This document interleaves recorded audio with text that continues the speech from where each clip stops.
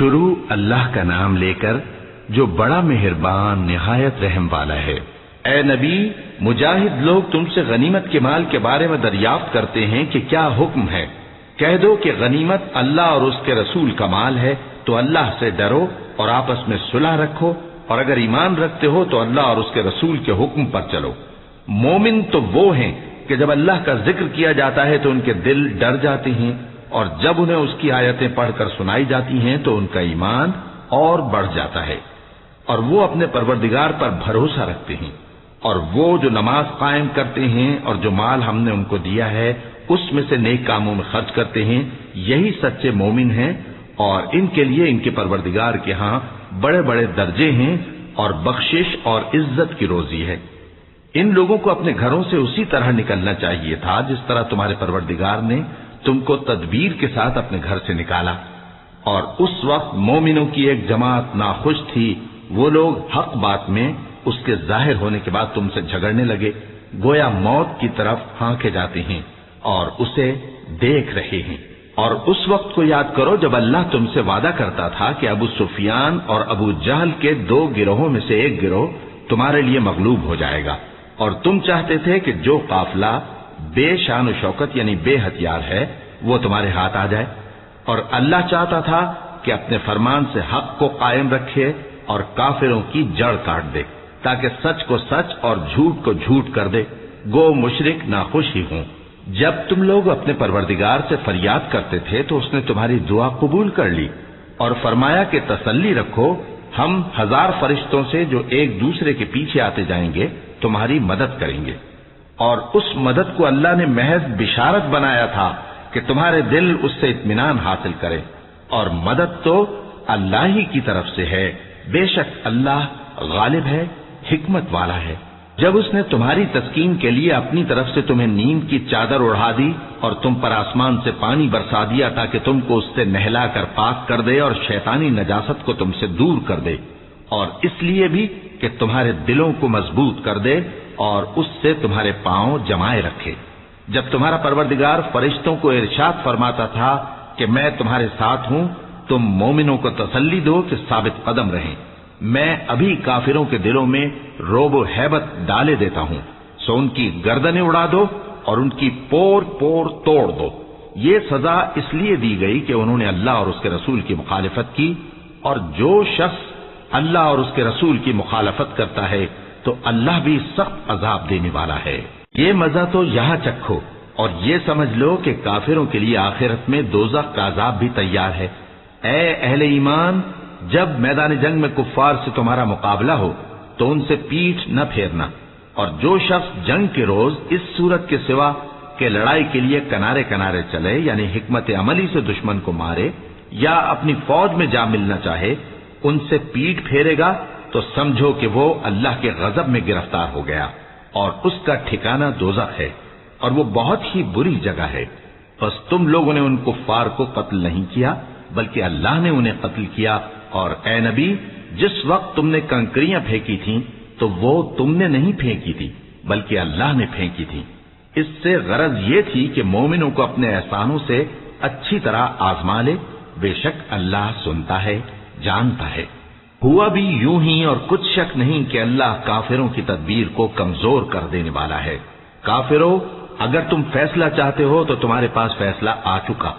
اگر تم اپنے افعال سے باز آ جاؤ تو تمہارے حق میں بہتر ہے، اور اگر پھر نافرمانی کرو گے تو ہم بھی پھر تمہیں عذاب کریں گے، اور تمہاری جماعت خواہ کتنی ہی بڑی ہو تمہارے کچھ بھی کام نہ آئے گی، اور اللہ تو مومنوں کے ساتھ ہے۔ اے ایمان والو، اللہ اور اس کے رسول کے حکم پر چلو اور اس سے روگردانی نہ کرو جبکہ تم سنتے بھی ہو، اور ان لوگوں جیسے نہ ہونا جو کہتے ہیں کہ ہم نے سن لیا مگر حقیقت میں نہیں سنتے۔ کچھ شک نہیں کہ اللہ کے نزدیک تمام جانداروں میں بدترین وہ بہرے گونگے لوگ ہیں جو عقل سے کام نہیں لیتے، اور اگر اللہ ان میں خیر کی طلب دیکھتا تو ان کو سننے کی توفیق بخشتا، اور اگر یوں ہی انہیں سنوا دیتا تو وہ منہ پھیر کر بھاگ جاتے۔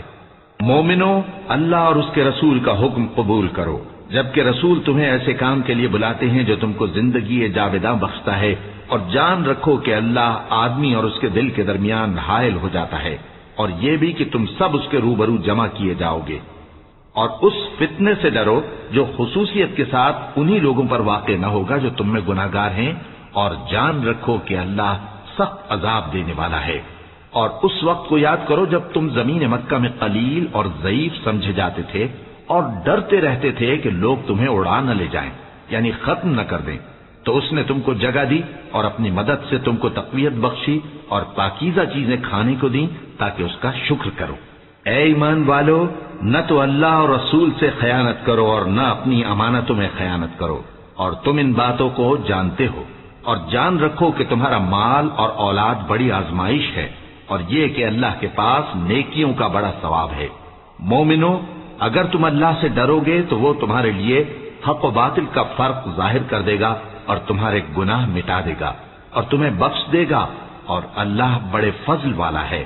اور اس وقت کو یاد کرو جب کافر لوگ تمہارے بارے میں چال چل رہے تھے کہ تم کو قید کر دیں یا جان سے مار دیں یا وطن سے نکال دیں. تو ادھر تو وہ چال چل رہے تھے اور ادھر اللہ تدبیر کر رہا تھا، اور اللہ بہترین تدبیر کرنے والا ہے. پناہ مانگتا ہوں میں اللہ کی شیطان مردود سے. شروع اللہ کا نام لے کر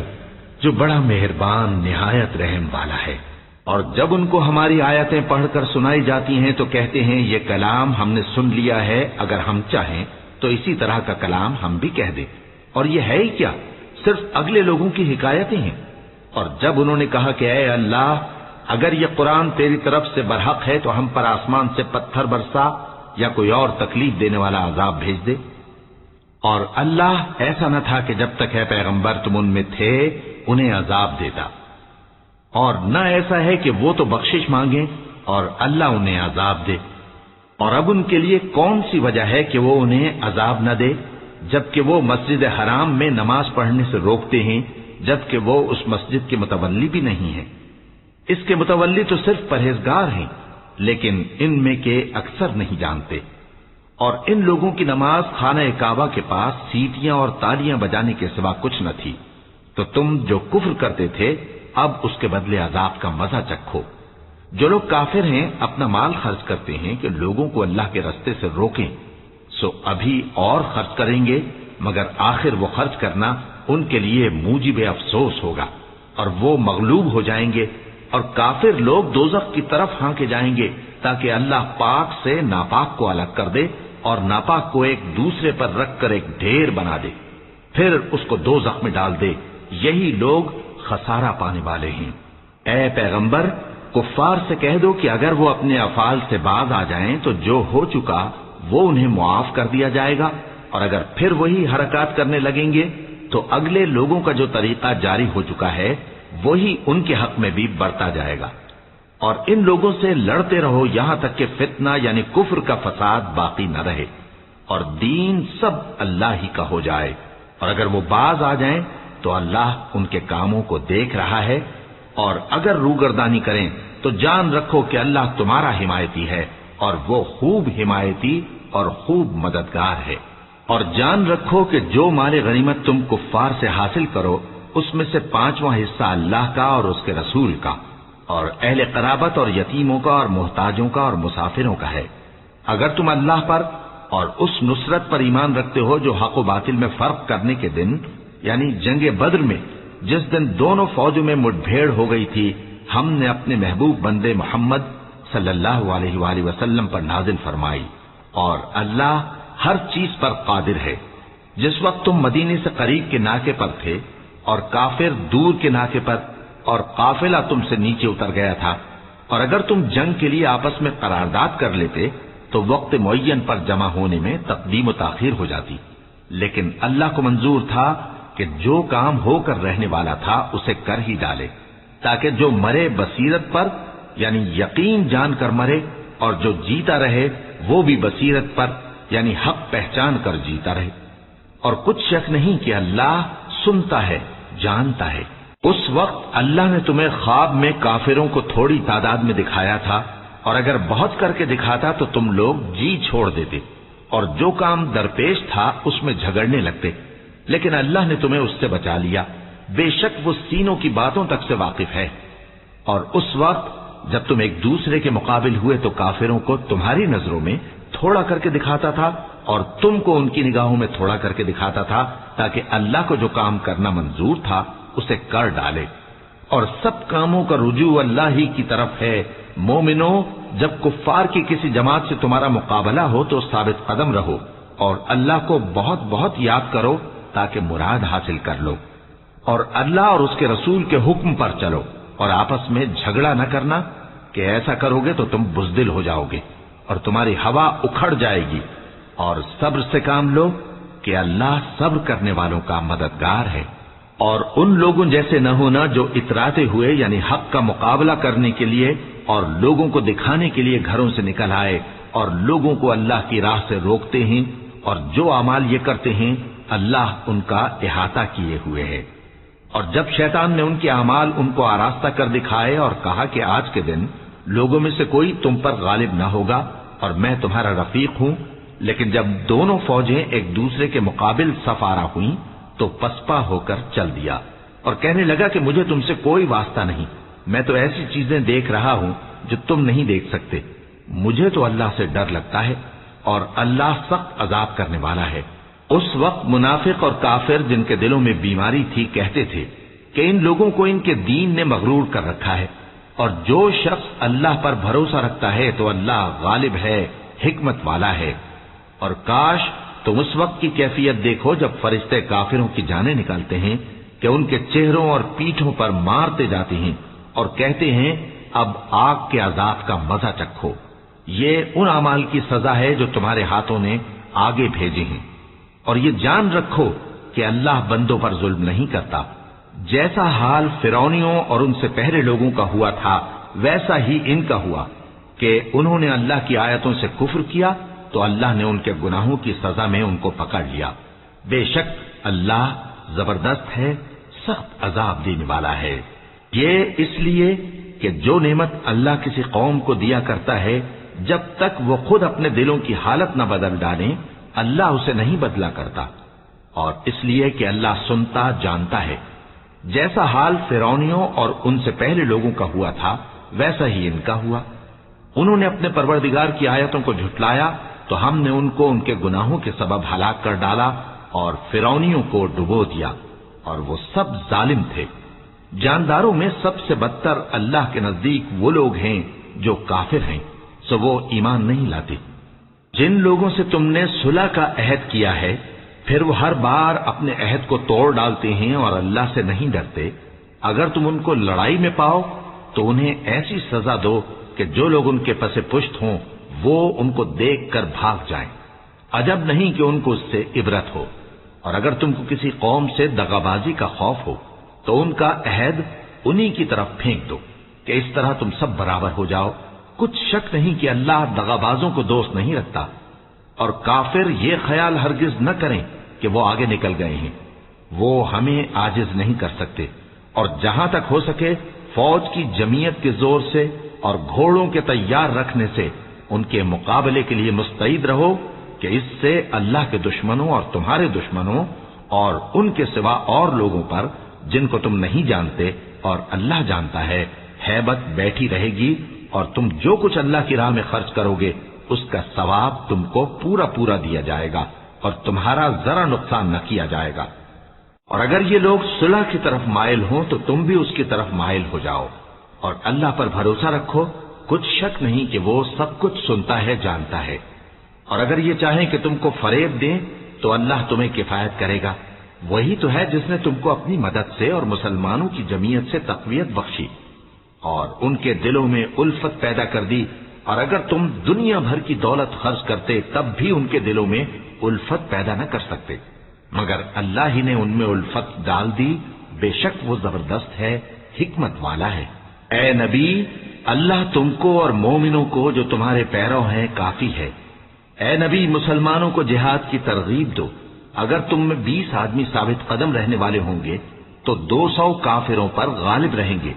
اور اگر 100 ایسے ہوں گے تو 1000 پر غالب رہیں گے، اس لیے کہ کافر ایسے لوگ ہیں کہ کچھ بھی سمجھ نہیں رکھتے۔ اب اللہ نے تم پر سے بوجھ ہلکا کر دیا اور معلوم کر لیا کہ ابھی تم میں کسی قدر کمزوری ہے، بس اگر تم میں 100 ثابت قدم رہنے والے ہوں گے تو وہ 200 پر غالب رہیں گے، اور اگر 1000 ہوں گے تو اللہ کے حکم سے 2000 پر غالب رہیں گے، اور اللہ ثابت قدم رہنے والوں کا مددگار ہے۔ پیغمبر کو شایع نہیں کہ اس کے قبضے میں قیدی رہیں جب تک کافروں کو قتل کر کے زمین میں کثرت سے خون نہ بہا دے۔ تم لوگ دنیا کے مال کے طالب ہو اور اللہ آخرت کی بھلائی چاہتا ہے، اور اللہ غالب ہے، حکمت والا ہے۔ اگر اللہ کا حکم پہلے نہ ہو چکا ہوتا تو جو فدیہ تم نے لیا ہے اس کے بدلے تم پر بڑا عذاب نازل ہوتا۔ اب جو مال غنیمت تمہیں ملا ہے اسے کھاؤ کہ وہ تمہارے لیے حلال طیب ہے، اور اللہ سے ڈرتے رہو، بے شک اللہ بخشنے والا ہے، مہربان ہے۔ اے پیغمبر،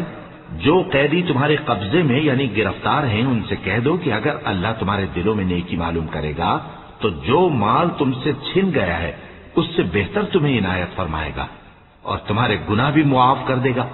اور اللہ بخشنے والا ہے، مہربان ہے۔ اور اگر یہ لوگ تم سے دغا کرنا چاہیں گے تو یہ پہلے ہی اللہ سے دغا کر چکے ہیں، تو اس نے ان کو تمہارے قبضے میں کر دیا، اور اللہ دانا ہے، حکمت والا ہے۔ جو لوگ ایمان لائے اور جنہوں نے ہجرت کی اور اللہ کی راہ میں اپنے مال اور جان سے لڑے، وہ اور جنہوں نے ہجرت کرنے والوں کو جگہ دی اور ان کی مدد کی، وہ آپس میں ایک دوسرے کے رفیق ہیں۔ اور جو لوگ ایمان تو لے آئے لیکن ہجرت نہیں کی، تو جب تک وہ ہجرت نہ کریں تم کو ان کی رفاقت سے کچھ سروکار نہیں، اور اگر وہ تم سے دین کے معاملات میں مدد طلب کریں تو تم کو مدد کرنی لازم ہے، مگر ان لوگوں کے مقابلے میں کہ تم میں اور ان میں صلح کا عہد ہو مدد نہیں کرنی چاہیے، اور اللہ تمہارے سب کاموں کو دیکھ رہا ہے۔ اور جو لوگ کافر ہیں وہ بھی ایک دوسرے کے رفیق ہیں۔ تو مومنو،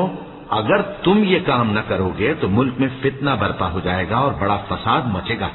اور جو لوگ ایمان لائے اور وطن سے ہجرت کر گئے اور اللہ کی راہ میں جہاد کرتے رہے، اور جنہوں نے ہجرت کرنے والوں کو جگہ دی اور ان کی مدد کی، یہی لوگ سچے مسلمان ہیں۔ ان کے لیے اللہ کے ہاں بخشش اور عزت کی روزی ہے۔ اور جو لوگ بعد میں ایمان لائے اور وطن سے ہجرت کر گئے اور تمہارے ساتھ ہو کر جہاد کرتے رہے، وہ بھی تمہیں میں سے ہیں، اور رشتہ دار اللہ کے حکم کی روح سے ایک دوسرے کے زیادہ حقدار ہیں۔ کچھ شک نہیں کہ اللہ ہر چیز سے واقف ہے۔